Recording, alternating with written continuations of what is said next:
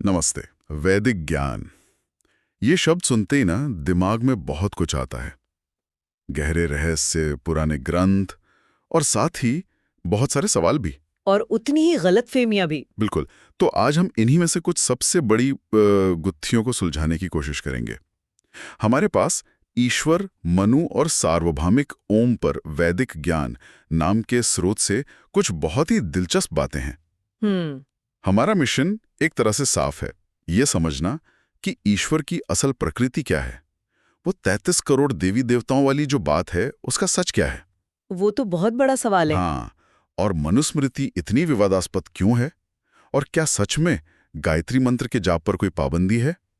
मतलब आज हम ये देखेंगे कि कैसे समय के साथ जो मूल विचार थे वो बदलते गए और उन बदलावों ने समाज पर कितना गहरा असर डाला। हम्म।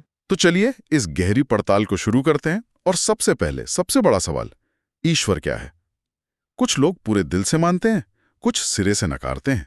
आखिर इसमें इतना भ्रम क्यों है। देखिए, स्रोत में इसका एक बहुत ही तार्किक जवाब दिया गया है। होता क्या है कि भ्रम इसीलिए है क्योंकि हम अक्सर ईश्वर को उसकी रचना से अलग करके समझने की कोशिश करते हैं। अच्छा। हाँ, सोचिए, अगर आपको एक बहुत ही खूबसूरत और जटिल इमारत दिखे तो आप तुरंत मान लेंगे कि इसका कोई बनाने वाला, कोई आर्किटेक्ट होगा। हाँ बिल्कुल, उसे देखे बिना भी। उसे देखे बिना भी आप उसके अस्तित्व को स्वीकार कर लेते हैं।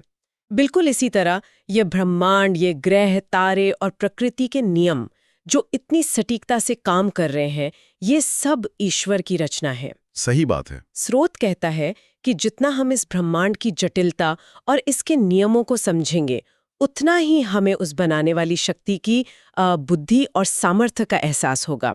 हम अक्सर ब्रह्मांड को समझे बिना ही ईश्वर पर बहस करने लगते हैं। और इसीलिए विश्वास कच्चा रह जाता है। एग्जैक्टली। ये बात मुझे स्रोत में दिए एक उदाहरण से बिल्कुल साफ हो गई। वो बिजली के तार वाला।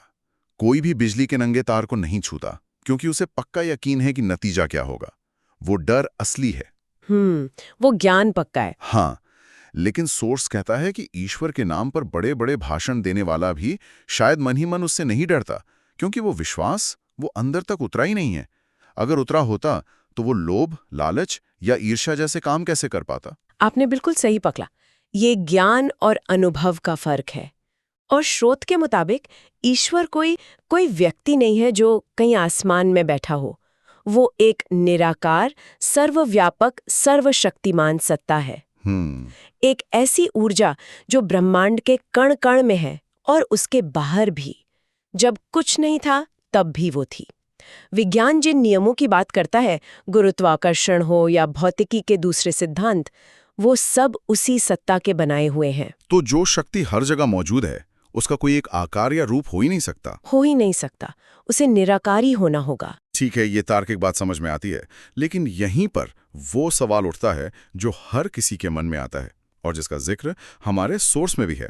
अगर एक सर्वशक्तिमान, न्याय करने वाला ईश्वर है, तो दुनिया में इतना अन्याय क्यों है। हम अक्सर देखते हैं कि गलत काम करने वाले लोग मजे में हैं और अच्छे, ईमानदार लोग दुख झेल रहे हैं। ये देखकर तो किसी का भी विश्वास डगमगा जाएगा। और ये एक बहुत ही स्वाभाविक सवाल है। इसके लिए स्रोत में एक बेहतरीन उपमा दी गई है, परीक्षा हॉल की। परीक्षा हॉल? हाँ, सोचिए, हम सब एक परीक्षा हॉल में बैठे अपनी अपनी परीक्षा दे रहे हैं। जो निरीक्षक है उसे ईश्वर मान लीजिए। वो हमें कॉपी, पेन सब कुछ देगा। अगर हम दूसरी कॉपी मांगेंगे तो वो भी दे देगा, लेकिन हम उसमें क्या लिखते हैं वो उसमें दखल नहीं देगा। बिल्कुल, हम उस कॉपी में सही जवाब लिखें या गालियां, वो बीच में आकर हमें टोकेगा नहीं। हाँ, परीक्षा के दौरान कोई हस्तक्षेप नहीं होता। सही। हस्तक्षेप कब होता है? जब परीक्षा खत्म हो जाती है और कॉपियां जांच के लिए जाती हैं। परिणाम तब आता है। हमारा ये जीवन भी उसी परीक्षा की तरह है। मतलब ये हमारी अनंत यात्रा का बस एक छोटा सा पड़ाव है। बस एक छोटा सा पड़ाव। और हम जो सुख या दुख आज भोग रहे हैं, वो सिर्फ इस जन्म के कर्मों का फल नहीं है।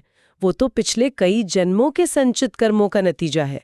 हम किसी के जीवन के 10-20 साल देखकर उसके पूरे हिसाब किताब का अंदाजा लगा ही नहीं सकते। न्याय हो रहा है, लेकिन उसकी समय सीमा हमारी छोटी सी जिंदगी से कहीं ज्यादा बड़ी है। कहीं ज्यादा बड़ी है। ठीक है, अगर ईश्वर एक है और निराकार है, तो फिर ये इतने सारे देवी देवताओं की धारणा कहाँ से आई। ये तो उस मूल विचार से बिल्कुल अलग लगता है। मेरा मतलब है 33 करोड़ देवी देवता। ये संख्या ही अपने आप में बहुत बड़ी है। यहाँ पर एक ऐसी गलत फहमी है जिसने सदियों से हमारी सोच को प्रभावित किया है, और ये गलत फहमी भाषा की है। स्रोत ये साफ करता है कि वेदों में या शतपथ ब्राह्मण जैसे ग्रंथों में जो मूल शब्द इस्तेमाल हुआ वो 33 कोटि था, 33 करोड़ नहीं। एक मिनट, कोटि और करोड़ में क्या फर्क है? मुझे तो हमेशा ये लगा कि ये एक ही बात है। यहीं पर सारा रहस्य छिपा है। आज की हिंदी में हम कोटि को करोड़ के लिए इस्तेमाल करते हैं, लेकिन संस्कृत में कोटि का एक प्रमुख अर्थ होता है प्रकार या टाइप। अरे हाँ, तो 33 कोटि देव का मतलब था 33 प्रकार के देव। अब सवाल उठता है कि ये देव कौन है? देव का संस्कृत में अर्थ है देने वाला या जिसमें कोई दिव्य गुण हो। अच्छा। जैसे सूर्य हमें प्रकाश और ऊर्जा देता है तो वो सूर्य देव है। पृथ्वी हमें धारण करती है तो वो पृथ्वी देव है। अग्नि, जल, वायु, ये वो 33 प्रकार की प्राकृतिक और ब्रह्मांडीय शक्तियां हैं जो जीवन को चलाती हैं और नियंत्रित करती हैं। क्या कह रहे हैं? तो इसका मतलब है कि ये 33 करोड़ देवी देवता वाली पूरी बात सिर्फ एक अनुवाद की गलती है। ये तो पूरी धारणा ही बदल देता है। बिल्कुल।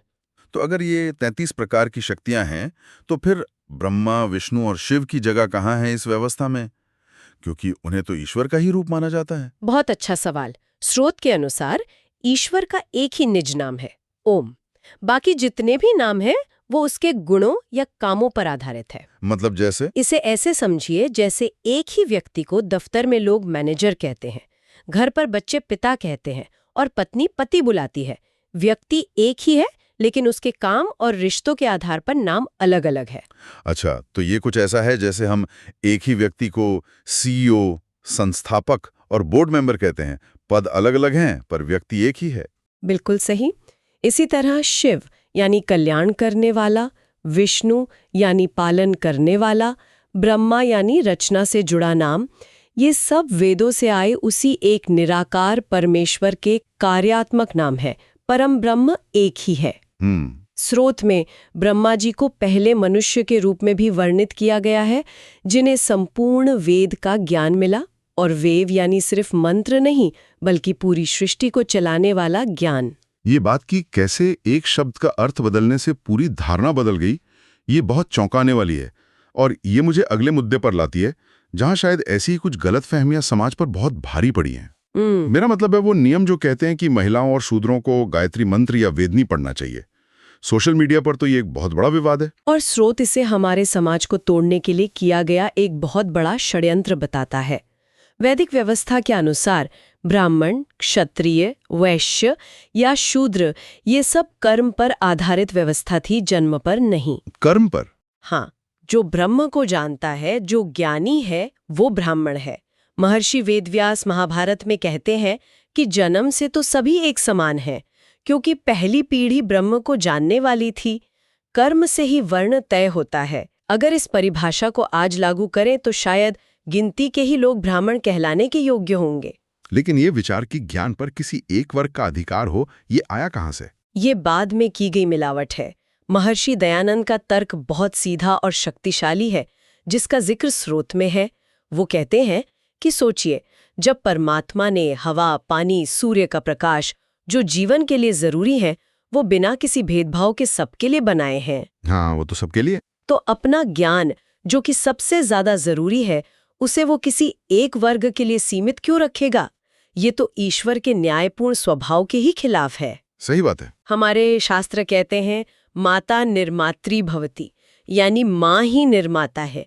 अगर कौसल्या, जीजाबाई या दूसरी माताएं विदुषी ना होती तो श्रीराम और शिवाजी जैसे महान पुत्र कैसे होते? हमारे इतिहास में गार्गी जैसी विदुषियों के उदाहरण हैं, जिन्होंने भरी सभा में बड़े-बड़े ऋषियों से शास्त्रार्थ किया था। ये सुनकर हैरानी होती है, क्योंकि अक्सर मनुस्मृति जैसे ग्रंथों का हवाला देकर ठीक इसका उल्टा कहा जाता है। तो क्या सच में मनुस्मृति महिलाओं या किसी खास वर्ग के खिलाफ थी, या उसकी कहानी भी कुछ और है? स्रोत का कहना है कि मनुस्मृति को गाली देने वाले और उसे सिर पर बिठाकर पूजने वाले दोनों ने ही शायद उसे ठीक से पढ़ा नहीं है। अच्छा, वेद ईश्वरीय ज्ञान है, लेकिन मनुस्मृति सामाजिक व्यवस्था पर लिखा गया पहला मनुष्यकृत ग्रंथ माना जाता है। और क्योंकि यह ग्रंथ सीधे समाज को चलाने के नियम तय करता था, इसलिए इसमें मिलावट करना समाज की दिशा बदलने का सबसे आसान तरीका था। दुर्भाग्य से आज हम उन मिलावटी श्लोकों को ही असली मानकर उस पर बहस करते हैं और पूरे ग्रंथ को खारिज कर देते हैं। लेकिन ये मिलावट वाली बात मानना थोड़ा मुश्किल है, क्योंकि अगर मूल ग्रंथ में न्याय की इतनी अच्छी व्यवस्था थी तो ये भेदभाव वाली विचार आए कहाँ से और लोगों ने इन्हें सच क्यों मान लिया? क्या हमारे पास कोई ऐसा बिफोर एंड आफ्टर जैसा उदाहरण है जिससे ये फर्क साफ दिखे? हाँ, बिल्कुल है। और दंड व्यवस्था का उदाहरण सबसे स्पष्ट है। आज जो मिलावटी श्लोक सुनाए जाते हैं वो कहते हैं कि एक ही अपराध के लिए शूद्र को जला दो और ब्राह्मण को धन संपत्ति देकर देश से निकाल दो। हाँ, ये तो सरासर अन्याय है, सुनकर ही गुस्सा आता है। बिल्कुल, लेकिन स्रोत बताता है कि मूल मनुस्मृति ठीक इसका उल्टा कहती है। मनु जी ने कहा था कि अगर कोई चोरी करता है तो शूद्र पर 8 गुना जुर्माना लगाया जाए, वैश्य पर 16 गुना, क्षत्रिय पर 32 गुना और ब्राह्मण पर 64 गुना? हाँ, 64 गुना। और अगर कोई राजा या मंत्री वही अपराध करे तो उस पर 1000 गुना तक का दंड था। क्या कह रहे हैं? मतलब जिसकी जितनी ज्यादा जिम्मेदारी और ज्ञान, सजा भी उतनी ही बड़ी।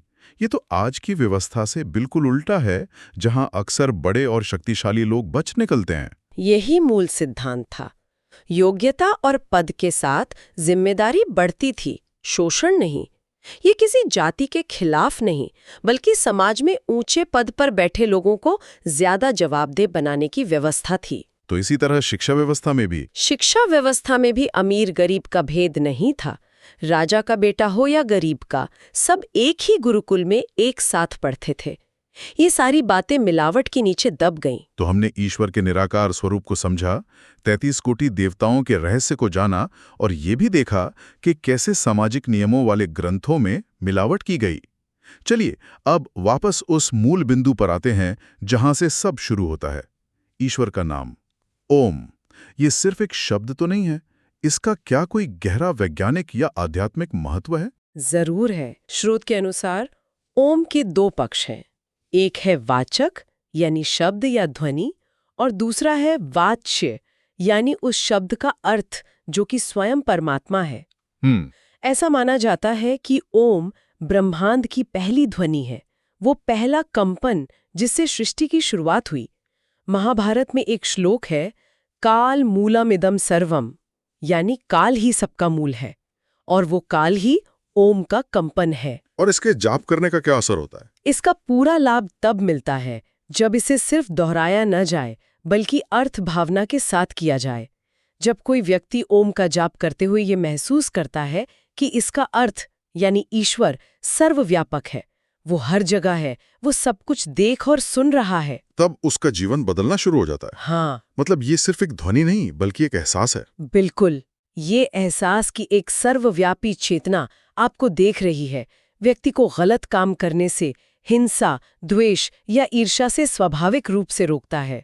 उसका आचरण अपने आप शुद्ध होने लगता है। तो असली शक्ति भावना में है? असली शक्ति उस भावना और आचरण में है जो उसके अर्थ को समझने से आती है। हालांकि अ, उ, म की इस ध्वनि का हमारे शरीर और मन पर भी मतलब एक सकारात्मक प्रभाव पड़ता है। यह शरीर में तेज और सत्व गुण को बढ़ाती है।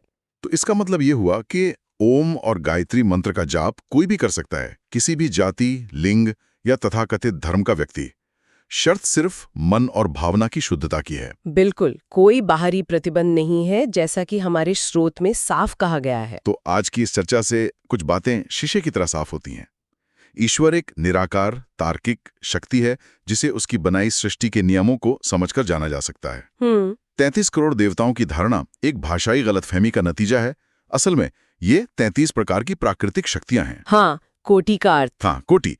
वैदिक ज्ञान बिना किसी भेदभाव के सबके लिए है, और मनुस्मृति जैसे ग्रंथों को उनके मिलावटी संस्करणों के आधार पर नहीं, बल्कि उनके मूल स्वरूप में समझने की जरूरत है, जो कहीं ज्यादा प्रगतिशील और न्यायपूर्ण था। और अंत में सोचने के लिए एक बात, आज की पूरी चर्चा इस ओर इशारा करती है कि हमारे ज्ञान और ग्रंथों में समय के साथ बाहरी तत्वों ने मिलावट की, जिसने समाज पर बहुत गहरा असर डाला।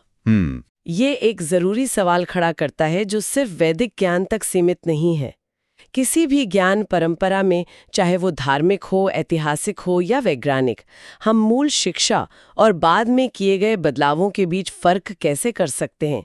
एक आधुनिक जिज्ञासु की क्या जिम्मेदारी है कि वो सुनी सुनाई बातों या सतही जानकारी से आगे जाकर किसी भी ज्ञान के स्रोत की सच्चाई को खुद परखे